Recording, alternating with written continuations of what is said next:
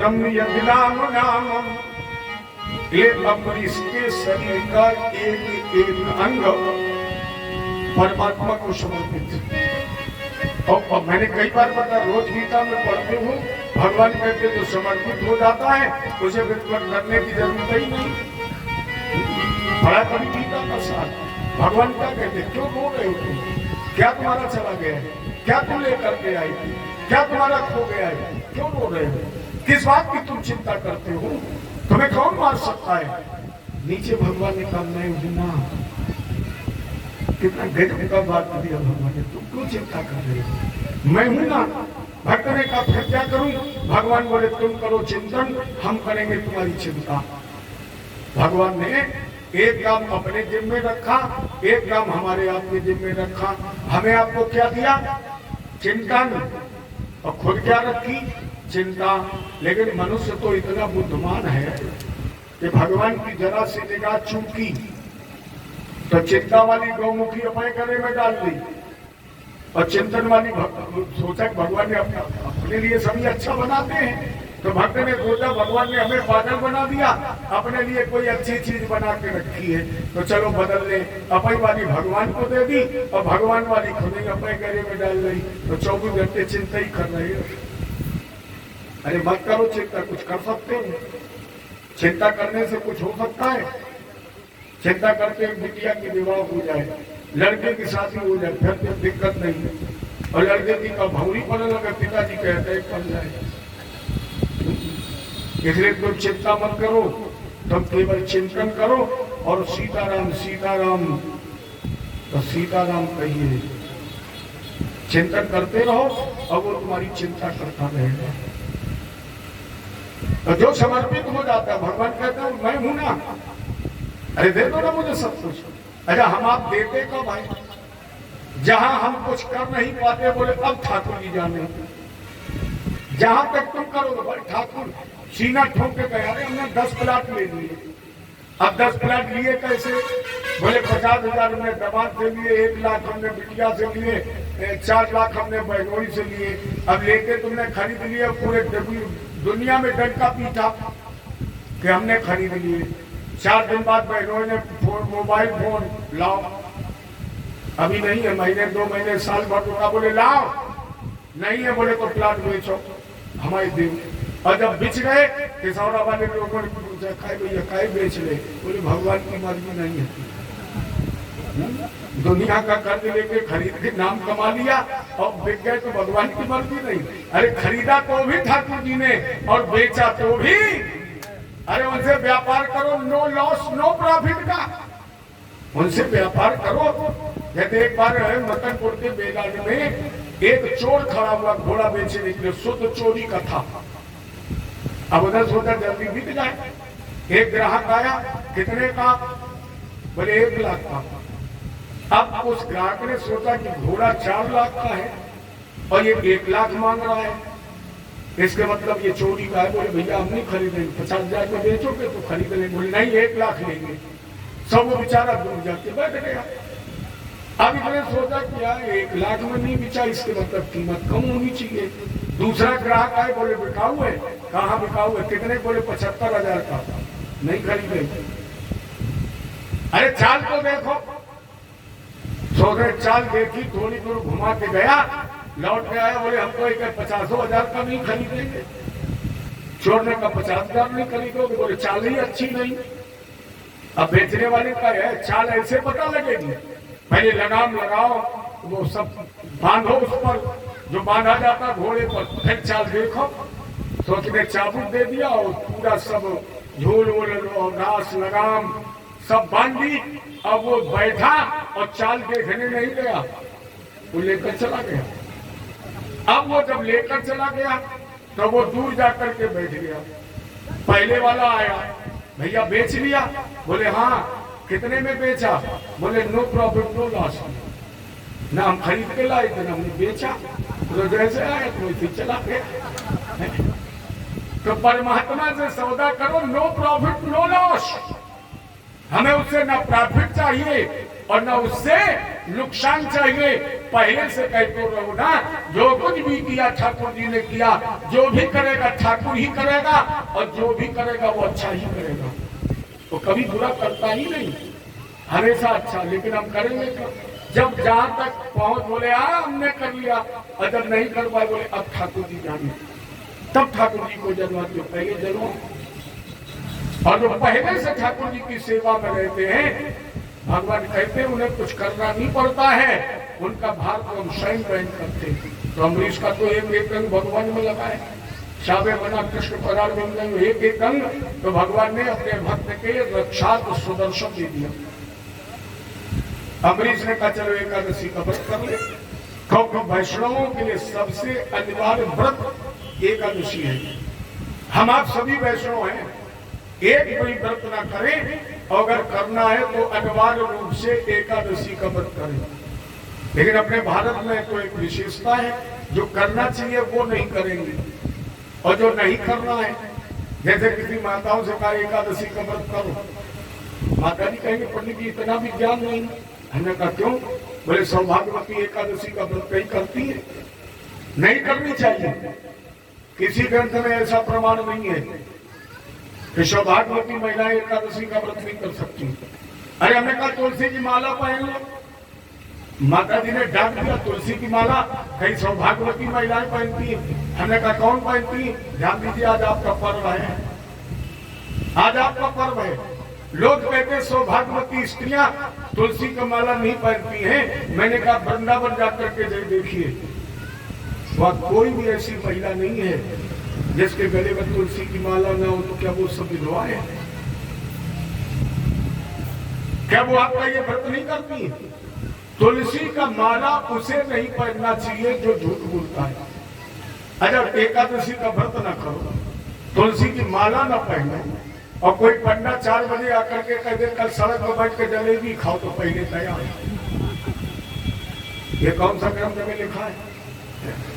हमारे कानपुर में तो हाईवे पर एक ठेला चल गया, पता नहीं वो 4-6 साल पहले की बात है।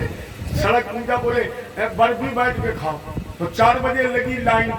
अब उसको आ गई झपकी, ट्रक का स्टीयरिंग गया घूम, तो एक पहिया में 10, 15, 20 खपे पेड़ा, कोई तो चली नहीं, दूसरे के पूरी की व्यवस्था कर दी।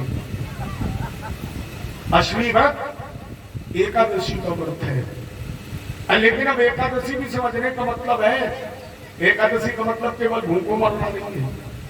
अब तो लोग कहेंगे पंडित जी एकादशी कब है? पंडित जी ने कहा कल, तो तुरंत पूछेंगे कहे गृहस्थ वाली है कि महात्मा वाली है? अरे भैया जो पहली है वही तुम्हारी है, ये ध्यान रखना। जो पहली है वही तुम्हारी है, और पंडित जी ने कह दिया गृहस्थ वाली कल है, और तुम कल के चक्कर में पड़ गई हो, आज ही कल के गई। इसलिए जो पहले जीवन क्षणिक है, जो पहले तुम्हें व्रत में लाए हैं वही व्रत कर लो, कल के चक्कर में मत पड़ो। एकादशी क्या है, व्रत क्या है, उपासना क्या है? भूखों मरना। अच्छा इतने लोग बैठे, बताओ ईमानदारी से कोई व्रत करता है? 20-22 रुपए किलो का गेहूं छोड़ दिया, और 400 रुपए किलो के मखाने की खीर, उपासे है। 9 दिन तक व्रत चलता है। लेकिन जब नवदुर्गा व्रत आता है तो 15 दिन पहले एक लिस्ट बन जाती है। 5 किलो शक्कर, 2 किलो खोया, 250 ग्राम चिरौंजी, 80 रुपया की 150 ग्राम चिरौंजी मिलती है। व्रत में देखो खूब माल खाओ। व्रत का मतलब है संकल्प। व्रत का मतलब गेहूं छोड़ना नहीं है, और ध्यान दीजिए आप, व्रत का मतलब भूखों मरना नहीं है। व्रत का मतलब है संकल्प। किस बात का संकल्प? कि आज हम झूठ नहीं बोलेंगे, आज के बाद हम किसी की निंदा नहीं करेंगे, आज के बाद किसी की आत्मा को कष्ट नहीं पहुंचाएंगे, आज के बाद किसी के खेत में हरियाली नहीं उखाड़ेंगे। और व्रत है एकादशी को बरसी काट ले दूसरे की, बोले हम तो उपास है। अगर जब व्रत करते, एकादशी क्या है? एकादशी का मतलब है 5 कर्मेंद्री, 5 ज्ञानेंद्री और 1 मन। कितनी हो गई? 11। इन एकादश इंद्रियों को जीत लेना ही एकादशी का व्रत है। इन एकादश इंद्रियों को भगवान में लगाना ही एकादशी का व्रत है। और उसमें आप करते क्या है? उपासना। उपासना का मतलब क्या है? उप माने समीप, आसन माने बैठना। उपासना का मतलब है भगवान के पास बैठना। क्या करने के लिए? व्रत माने संकल्प। संकल्प लेकर हम भगवान के पास बैठेंगे कि आज के बाद हम किसी की निंदा नहीं करेंगे। लोग करते उपवास। उपवास का मतलब भी यही है, उप माने समीप और वास माने रहना। संकल्प लेकर भगवान के पास रहना ही एकादशी का व्रत है। और आज व्रत, अगर कल उपास रहने तो बोले रात में थोड़ा देर में खाओ तो सवेरे भूख कम लगे। एकादशी में 2 बार से जो लोग ज्यादा पानी भी पीते हैं उनका भी व्रत निष्फल हो जाता है। तो हम तो कहते हैं ये व्रत रहो ना रहो, लेकिन कम से कम शरीर में जो एकादशी है ये व्रत कर लो तो समझो कल्याण है। अम्बरीश ने एकादशी का व्रत किया और ये संकल्प लिया कि 1 साल तक करेंगे, 12 महीने। अंतिम एकादशी का व्रत आया तो व्रतांते कार्तिके मशितिरात्रम। अम्बरीश ने इस एकादशी के व्रत को पूर्ण करने के लिए 3 दिन पहले से अन्न और जल का त्याग कर दिया।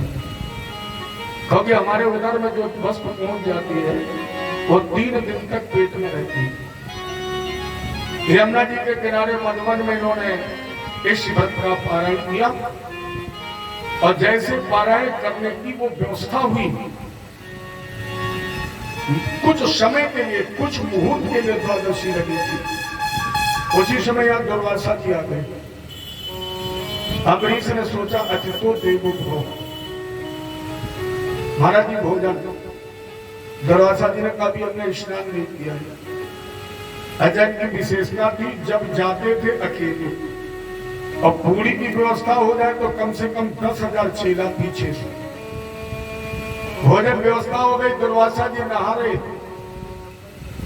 समय पूर्ण होने जा रहा था, 1 मुहूर्त द्वादशी रह गई। अम्बरीश ने पूछा अब हम क्या करें? पंडित जी ने कहा कि तुम तुलसी का दल लेकर के चरणों तक ले लो। और जैसे इन्होंने प्रसाद लिया उसी समय वहां दुर्वासा जी आ गए। अम्बरीश ने कहा ये महाराज भोजन। दुर्वासा जी ने नेत्र बंद करके देखा, अम्बरीश तुमने पहले मुझे निमंत्रण दिया और मेरी प्रतीक्षा भी नहीं कि तुमने व्रत पारायण कर लिया। एवं प्रमाण उद्कृत्य जटारोष विदीपिता तयाशा निर्ममयी तस्मयी कृत्या कालावलोकनम। दुर्वासा जी को भयंकर क्रोध आ गया और अपनी जटाओं से एक जटा उखाड़ी, फटक दी पृथ्वी पर। कृत्या नाम की अग्नि प्रकट हो गई। दुर्वासा जी ने कहा जला दो इसको।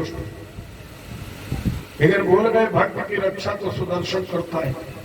जैसे कृत्या अम्बरीश को जलाने में बढ़ी तो सबसे पहले चक्र ने कृत्या को काटा और कृत्या को काटने के बाद दुर्वासा जी के सर पर ऐसे भन्नाया जैसे पुष्प पर घोड़ा भन्नाता है। दुर्वासा जी भागे, सोचा ब्रह्मा जी के यहाँ जाऊं। और जैसे ब्रह्मा जी के यहाँ पहुंचे, ब्रह्मा जी ने स्वागत करना चाहा लेकिन पीछे का चक्र। ये क्या है? बोले सुदर्शन बचाइए।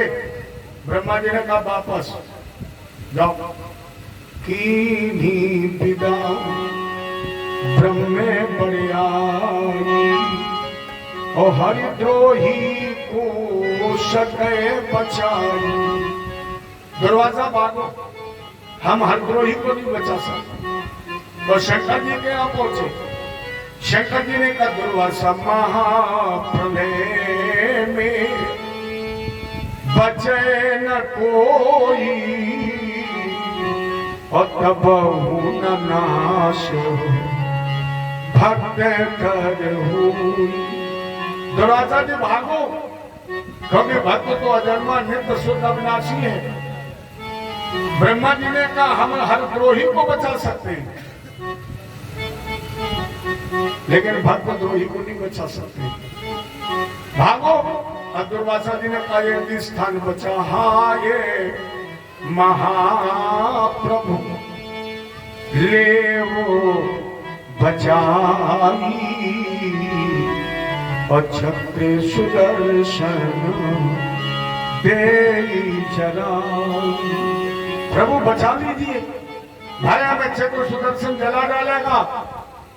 भगवान बोले अम्बरीश के प्रति आपने क्रोध किया है। दुर्वासा अगर तुमने मेरा अपमान किया होता तो शायद मेरा चक्र नहीं चलता, लेकिन तुमने भक्त का अपमान किया और हम कह चुके अहम भक्त पराधीनो, हम तो भक्त के अधीन हैं। दुर्वासा जानते हो जहां मान नहीं भक्त को वहां न मेरो वास। अब भक्त हमारी आत्मा, हम भक्तन की दास। और कौन से भक्त मुझे प्यारे हैं? निर्मल मन जने सो मोहि पावा।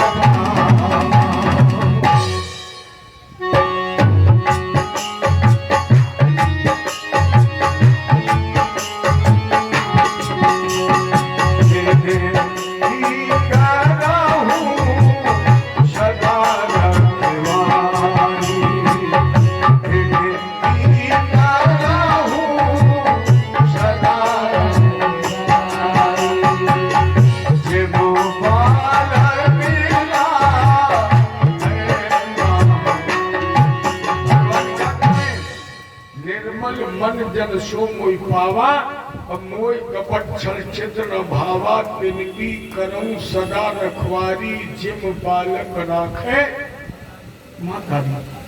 जैसे एक माँ अपने बच्चे की सुरक्षा करती है, उसी तरह मैं अपने भक्त की रक्षा करता हूँ।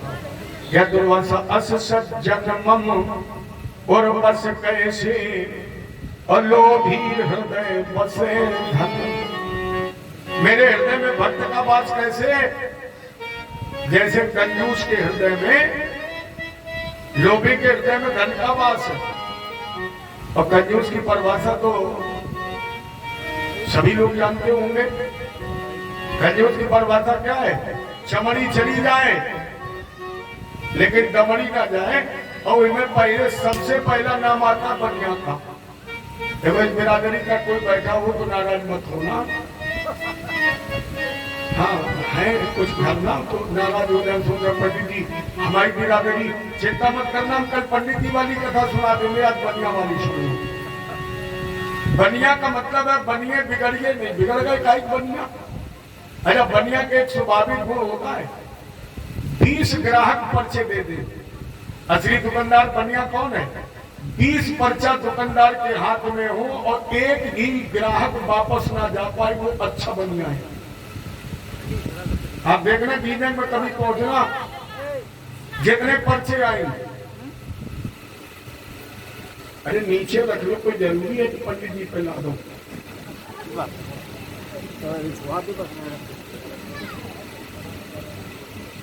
हाँ चच्चू को ला देना।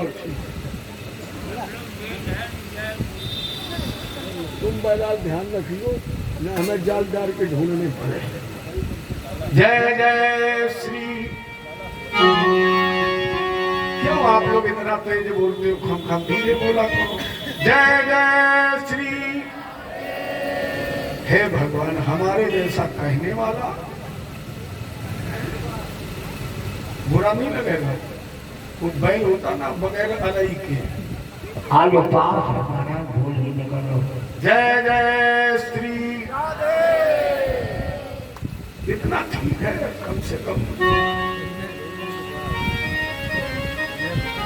10-20 ग्राहक पर्चा दे दे एक भी गिरावट वापस नहीं होगा। किसी को धनिया दे देगा, किसी को मिर्चा, किसी को चीनी, किसी को चाय पत्ती, अब रखाई बैठो। एक ग्राहक बोला देर हो रही, बोले भैया इन्हें पहले दो, फिर एक चीज पकड़ा दी तो बैठो उनके देखने लगे। ऐसा ही एक सेठ जी थे, कभी गंगा नहीं नहाई, कभी कथा नहीं कराना तो दूर, कभी सुनने भी नहीं गए। लगभग 75 साल की उम्र हो गई। पत्नी बोले स्वामी जी गंगा दशहरा है, गंगा नहाया। सेठ जी बोले पागल, गंगा नहाने जाएंगे? दो चीजों से तो हमारी जन्मजात दुश्मनी है। किससे? बोले है कथा से और गंगा नहाने से। पत्नी ने पूछा क्यों?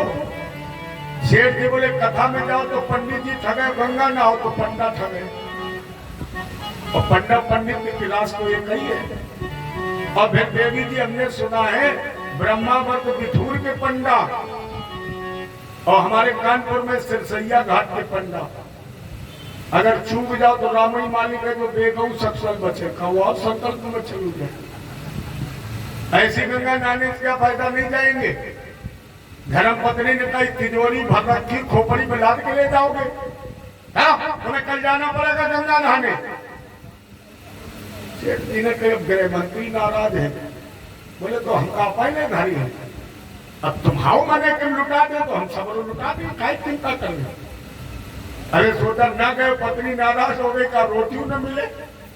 देवी जी नाराज मत हो, हम कल गंगा नहाने जाएंगे।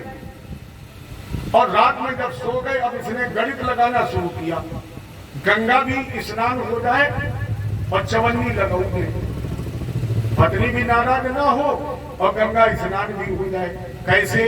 पूरी रात गणित लगाया, सुबह बोला 6 वाली पैसेंजर को बैठ लो, कौन टिकट पूछता है, 6 वाले पे बैठ लो। और स्टेशन सेंटर पर नहीं जाएंगे, भाई गोविंदपुरी उतर लेंगे और गोविंदपुरी पैदल चले जाएंगे और शाम के फिर रात वाली से लौट आएंगे। जेब में चवन्नी हो ही नहीं, पंडा नहीं का लिए। देवी चिंता मत करो।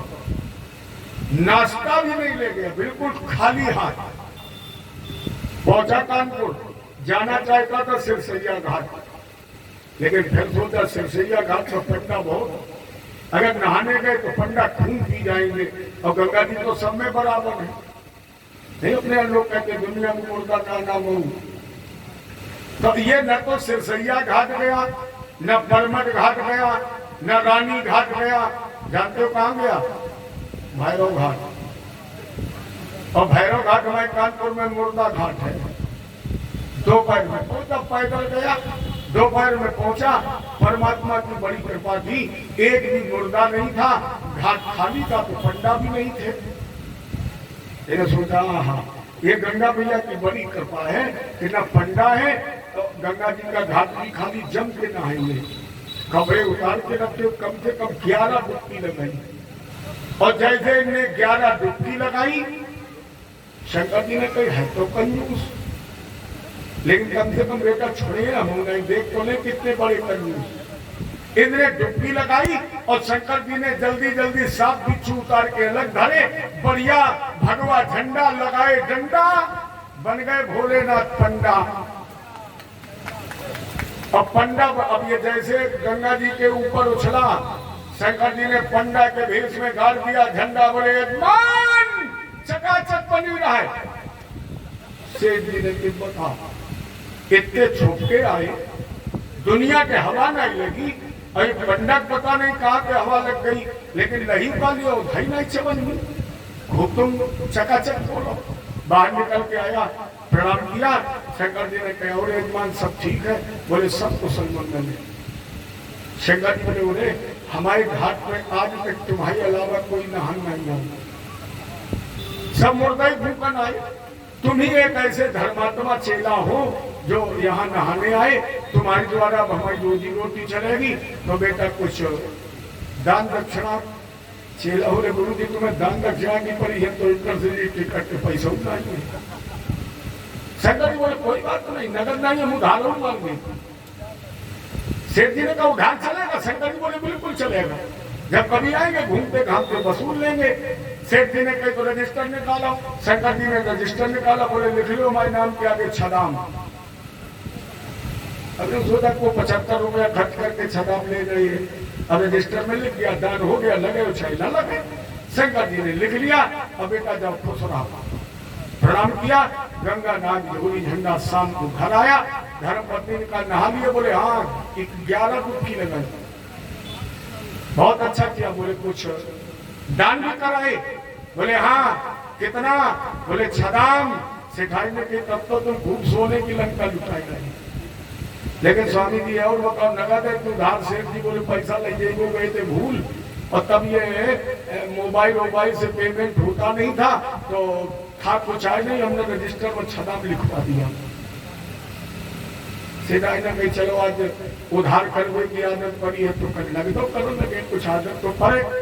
लेकिन इतना कंजूस था कि 6 महीना याद बनी रही। 6 महीने सोचता रहा कि अगर कहूं पंडा आ गो धोखे में तो देने पड़े।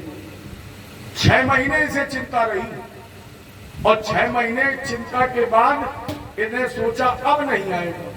अब 6 महीना बीत गए, अब तो नई फसली का रजिस्टर शुरू हो जाएगा, अब बच गए, अब नहीं आएगा। और जैसे इतने सोचा नहीं आएगा, अब शंकर जी का टिकट लेने उनके तो नेशनल परमिट है आज इंडिया।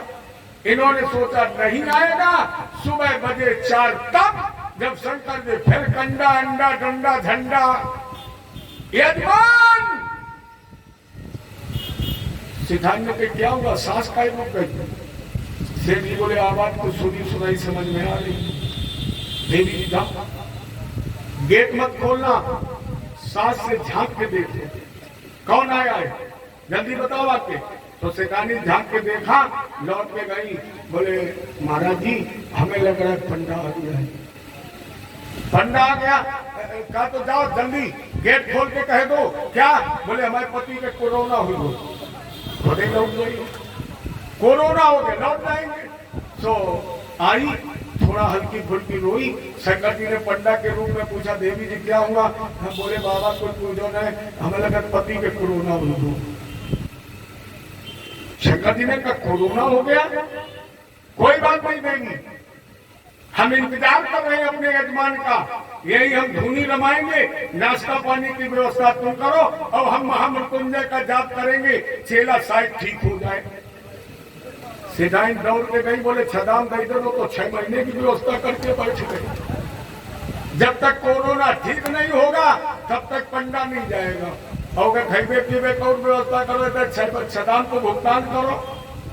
सेठ जी ने कही दिमाग खराब न हो जाए, चवन्नी ने चाहे द्वारे महीने में बैठो रहे, चवन्नी नहीं। 5 मिनट दिमाग लगाया और बोले देवी जी एक काम करो। कहा? बोले आंगन लीपो। आंगन लीप लिया। बोले अब कुशा बिछाओ। कुछ बिछ गए। सेठ जी आए दौड़ के चारपाई से, कोई कुशा पे लेट गए, पाए कर ले दक्षिण गए, मुंह कर लो उत्तर गए, आंखी टांग गए, सांस रुक गई, और कहा जोर जोर करो, और या कहो कि स्वामी जी कोरोना में गए, और हम थोड़ी देर के लिए सांस रोक जाएंगे। अब कोरोना बीमारी ऐसी है तो खुद ही बाबा लौट जाएंगे।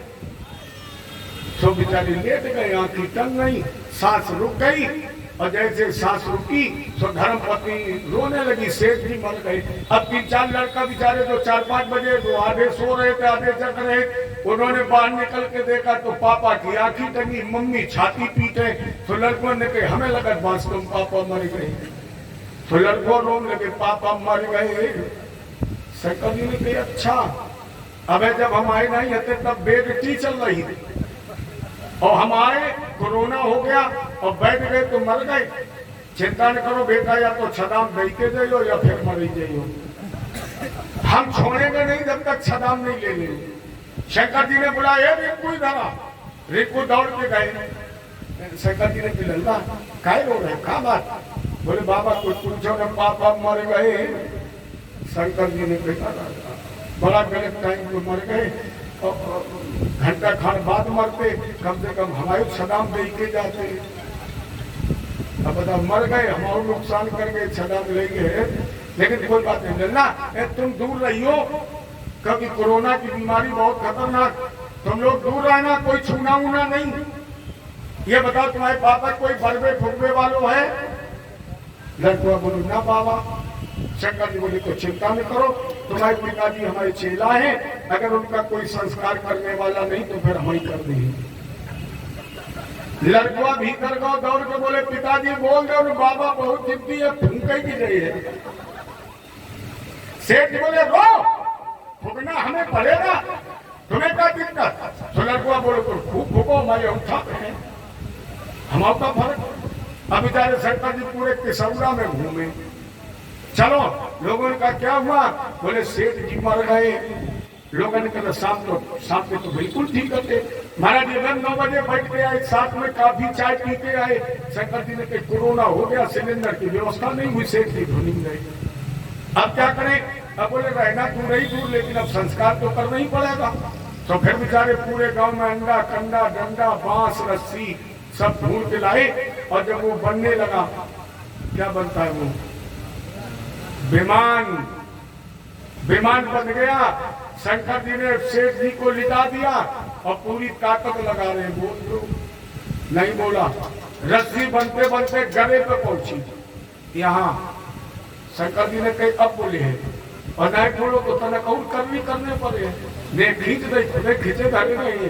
तो शंकर जी ने विमान के बांस में लगाया पैर, और दोनों हाथ से पकड़ी रस्सी, होसल की ताकत लगाई, लेकिन शाबाश सेठ, बोलना तो दूर, हिला भी नहीं। बन गया, नहीं हिला। अब एक तरफ खुपड़ी पर धरो शंकर जी ने, 2-3-4 लोग पीछे आगे गांव के लगे, 10-15 लोग। अब कोरोना में तो कोई जाता ही नहीं है, तो दूर ही दूर चिल्लाए राम नाम सत्य है, सत्य बोलो मुक्त है। और शंकर जी मन में सोचे अच्छे कंजूसर के चक्कर ऊपर गए, सुनो बिजनेस शुरू हुई को मुर्दा और फूकने पर लगे। लेकिन शंकर जी ने मन में सोचा हम देंगे। पहुंचे घाट पर, शंकर जी ने कहा बेटा वही घाट आ गया है जहां पर उधार हुआ, तो यही हमारा तुम्हारा हिसाब होगा। सेठ जी ने कहा वसूल सको तो वसूल लो। शंकर जी ने कहा लगाओ लकड़ी, लकड़ी लग गई, लेकिन नहीं मिला। शंकर जी ने कहा घी डालो, राख डालो, चीनी सब डल गई। शंकर जी बोले लाओ दिया सराई। सोचा शायद दिया सराई को नाम सुने तब बोल दे, नहीं बोला। शंकर जी ने एक कोने में आग लगाई, फिर भी नहीं बोला। शंकर जी ने कहा फूंक देंगे। सेठ जी ने कहा तुम्हारी बात की चुनौती है तो वसूल कर लो, फूंक जाएंगे लेकिन छदाम नहीं देंगे। शंकर जी ने कहे हमें लगा कि वास्तव में फूंक जाइए, अब अगर फूंक गया तो हमारी तो छदाम गई, लेकिन भगवान के खाते में हम 302 के मुलजिम बन जाएंगे। शंकर जी ने कहा गांव वालों से तुम लोग हटो। लोगों ने कहा है गुरु जी? बोले हमारे पीर एक मंत्र है, एक एक कान में फूंक देती हो सीधे स्वर्ग चलो जाए। गांव के लोग हट गए। शंकर जी ने अपना मुंह इसके कान से लगा के आवाज लगाई, शेठ जी बोलो। शेठ जी ने कहा पहले पंडा मारा, छलांग छोड़ो। शंकर जी ने कही हमने छोड़ी, और जैसे शंकर जी ने कही हमने छोड़े तो सेठ जी उठ के बैठ गए। तो गुरु जी पहले कह देते का ये लो ढोने पर है, अब ये ढो के लाए, अब हम फिर गंगा न आएंगे मिले। तब शंकर जी ने कहे तुम अब जिंदगी बन रहा हो, हमें छदाओ नहीं। माने भगवान कर रहे हैं जिस तरह उस सेठ के हृदय में धन का वास था, जो चलने के लिए तैयार हो गया, नहीं बोला, उसी तरह मेरे हृदय में मेरे भक्त का वास है। अशेष जन्म पूरी पास कैसे, अशेष जन्म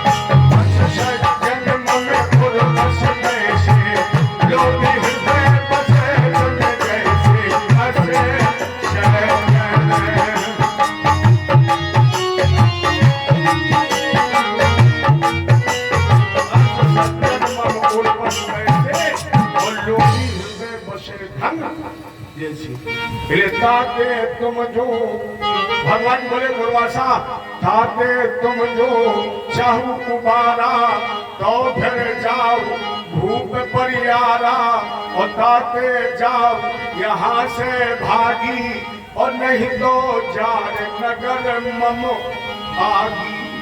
दुर्वासा जी भागो, नहीं तो हमें भय लग रहा कि कहीं चक्र मेरा नगर भी न जला दे।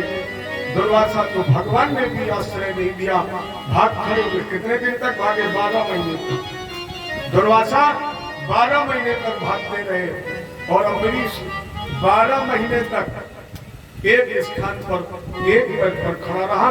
दुर्वासा जी दौड़ करके गए, अम्बरीश ने प्रणाम किया, गुरुजी कोई कष्ट तो नहीं हुआ? दुर्वासा जी ने कहा हाल चाल बाद में पूछो, सुदर्शन के पहले रोको। चक्र को रोकिए तो हाथ जोड़े दुर्वासा ने कहा महाराज सुदर्शन नमस्तुभ्यम सहस्राच्युत प्रियम सर्वस्त्र घातन। अब तो भगवान के हाथ से निकले हुए अकाल अस्त्र, हे सुदर्शन हम आपको प्रणाम करते हैं, शांत हो जाइए। और जब सुदर्शन को शांत कर लिया, अम्बरीश ने दुर्वासा जी के चरण धोए, भोजन कराया और भोजन के बाद जब विदा की, प्रणाम किया अम्बरीश ने, दुर्वासा जी बोले कहो अनंत दासानाम महत्वम दृष्टमद्धमी।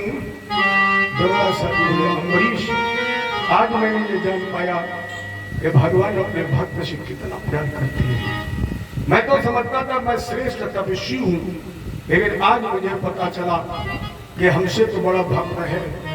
मोरे मन प्रभु असे विश्वासा, मोरे मन प्रभु असे विश्वासा। राम ते अधिक राम कर दासा।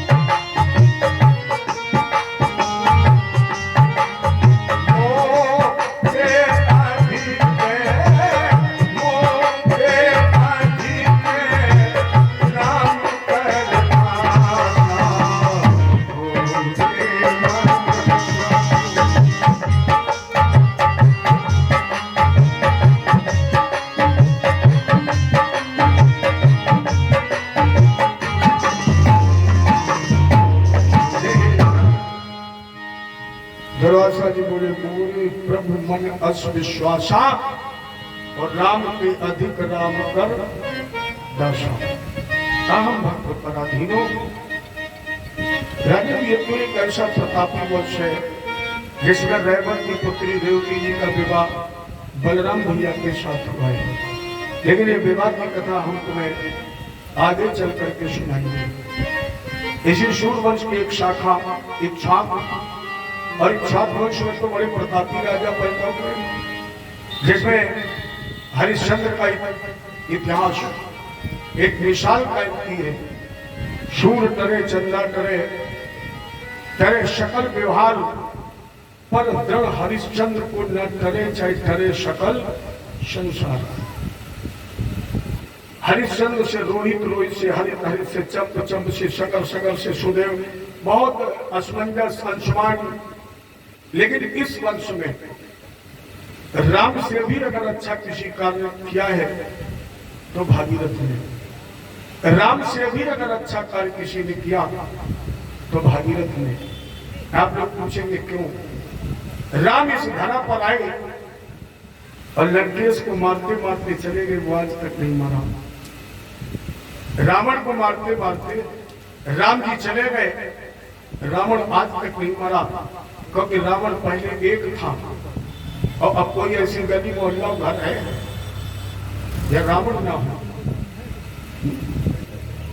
पहले रावण, याद करिए आप, पहले रावण केवल झीझक में जलाया जाता था और हम लोग अपने गांव से माने नाल से 9 किलोमीटर पैदल चलकर देखने जाते थे। और हमारी समझ में कब किसानों में 2-3 जगह जलते हैं, नहीं बड़े जलाते होंगे तो छोटे छोटे लड़का जलाते हैं। अब तो गली गली में चौराहे तो रावण तो रक्तबीज बन गया है। राम जी एक थे, लेकिन भागीरथ ने क्या किया? गंगा अवतरण। गंगा जी की विशेषता है दर्श स्पर्श और मज्जन पाना। मां गंगा का दर्शन कर लिया जाए, स्पर्श कर लिया जाए, आचमन कर लिया जाए।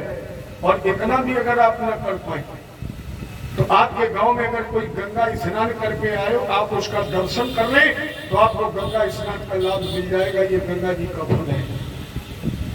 शास्त्रों में प्रमाण है, गंगा जी की मध्य धारा से 50 कोस की धारा और 50 कोस को धारा माने 200 किलोमीटर तक जितने भी जीव जन्म लेते हैं वो साधारण नहीं, वो देवतुल्य होते हैं, वो भगवत कृपा के अधिकारी होते हैं। तो गंगा जी के 50 कोस इधर और 50 कोस उधर। गंगा जी का महत्व कहां तक है? गंगा जी से 400 कोस दूर तक। आप स्नान करने के लिए बैठे, इसीलिए बुजुर्ग लोग जब पहले नहाते थे तो सर पर जब जल डालते थे तो कहते थे हर हर गंगे, जय जय गंगे। क्यों? 400 कोस तक अगर आप स्नान करने के लिए बैठे और आप अपने सर पर जल डालें और 3 बार कहते हैं हर हर गंगे, हर हर गंगे, तो जिस जल से आप स्नान कर रहे हैं वो गंगा जल बन जाएगा और आपको गंगा जी के स्नान का फल मिल जाएगा। ये गंगा जी का महत्व है। 400 कोस दूर तक। एक सुखदेव जी ने कहा था, मैं ये कल्पना करके नहीं कर रहा हूं, मैंने इसको देखा है आंखों से। कब? सुखदेव जी ने कहा तुम तो जानते हो मैं निरंतर भ्रमण करता हूं। एक बार घूमते हुए गंगा जी के किनारे देखा एक अधम व्यक्ति पड़ा हुआ था। पता नहीं कब से पड़ा था मरा। इतनी दुर्गंधी आ रही थी, उसे कुत्ते कौवे और सियारों ने भी नहीं खाया। लेकिन मैंने अपनी आंखों से गंगा जी का अन्य प्रभाव देखा। राजा सुनो, गंगा के किनारे एक रथी मरा था, नग से सिक तक शरीर बाकुशल गई। मैंने देखा कि एक व्यक्ति गंगा जी के किनारे पड़ा था, पैर के नाखून से लेकर सर तक कुशल गया। इतनी दुर्गंधी आ रही थी कि कुत्ता सियार सब सूंघ सूंघ छोड़ गए और ऐसे महापापी को भक्षण न कर गए। कुत्ते कौवे सियारों ने भी उसे नहीं खाया, लेकिन नहाए के गंग उड़ बैठो काग बाके अंग। अपंग फटकारे कन रेणु मुख झल गई। आश्चर्य क्या हुआ? बोले स्वर्ग से विमान आयो, लेकिन कुत्ते कौवों ने भी नहीं खाया। कौवा नहा के आया, पंखे फड़फड़ाए, इसके पंखों में गंगा जी की बालू के कण फंसे थे और वो बालू के कण कौवे के पंखे से निकले और उस अधम व्यक्ति के खुले हुए मुंह में गिर गए। और जैसे कण गिरे गंगा जी के तो नहाए के गंग उड़ बैठो काग बाके अंग। अपंग फटकारे तन रेणु मुख झल गयो, स्वर्ग से विमान आयो। ये गंगा जी का महत्व है। स्वर्ग से विमान आयो और सुंदरी चबावे पान और गंग प्रताप से शरीर बात उतर गई। कुत्ते को वो नहीं खाया था। ये गंगा जी का अनंत महत्व है। प्यारे, अपने भारत में 5 अनमोल रत्न हैं जो आपको पूरे विश्व में कहीं नहीं मिलेंगे। 5 अनमोल रत्न, और उसमें पहला रत्न है गीता, जो सारे धर्मों का मूल है। गीता के बगैर किसी भी धर्म का कोई आधार नहीं है। हर धर्म गीता से निकला है। तो सारे धर्मों का मूल एक बहुमूल मणि गीता, इसके बाद दूसरा गंगा, तीसरा गाय, चौथा गायत्री मंत्र और पांचवा गोविंद का नाम। ये 5 अनमोल रत्न हैं जो आपको कहीं नहीं मिलेंगे। लेकिन मुझे कहने में कोई संकोच नहीं कि आज भारत में इन 5 अनमोल रत्नों की सबसे ज्यादा दुर्दशा है, सबसे ज्यादा दुर्दशा है। लोग कहते हैं हिंदू हैं, अपना अपना राग अलापते हो, लेकिन हिंदुओं जितना गया गिरा गुजरा कोई नहीं है। सारे धर्मावलंबी अपने अपने धर्म पर टिके हैं। कितने हिंदू ऐसे हैं जो अपने सर पर चोटी रखाते हैं, केवल कहते हो नाम कि हम हिंदू हैं, हिंदू धर्म खतरे में है। अरे जरा समझिए, कितने लोग ऐसे हैं जो 10 मिनट भी बैठ करके पूजा करते हैं, कितने लोग ऐसे हैं जो अपने मस्तक पर चंदन लगाते हैं। है कोई? शर्म लगती है चोटी रखाने में। लेकिन जिन लोगों ने बौद्ध धर्म अपना लिया है,